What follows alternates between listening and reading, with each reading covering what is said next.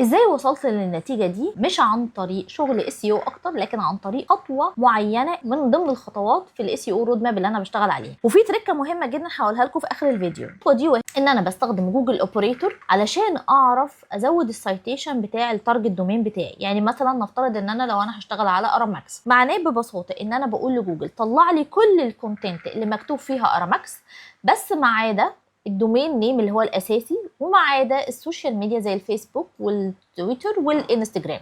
وفعلا بيدي لي لسته من المواقع، ان المواقع دي كلها كتبت اراماكس في المحتوى بتاعها، لكن مش مدياله باك لينك. بقى خاطب اصحاب المواقع دي خلوا الاراماكس هايبر لينك، يبقى كده براند منشن. كل مواقع كتيره بشاور على الموقع بتاعي كده، ايه الاي اي وجوجل سيرش بيدي اوثورتي للموقع ده. فالموقع ده زي ما احنا شايفين ان هو كاتب اراماكس من غير ما يبقى عليها هايبر لينك. طب التريكه المهمه اللي لازم تاخد بالك منها، الهدف بتاعك مش مجرد ان هو البراند منشن، لكن كمان يكون لوكال ترافيك. لوكال ترافيك بتاعتي انا عايزاها من مصر، فبشوف هل الموقع ده ايه اكتر ترافيك جاي له منه، ممكن تبقى مصر. فممكن دلوقتي ان انت تكسب تو وينز، ان انت تكسب براند سايتيشن تمام، وفي نفس الوقت تكسب لوكال ترافيك. لو عايز تتعلم ازاي ان انت تقدر تقرا اس يو ماتريكس داتا وتحولها الى اكشنبل بلان، خطوات واضحه وتبني على اساسها قرارات، اكتب لي اس يو دلوقتي في كومنت.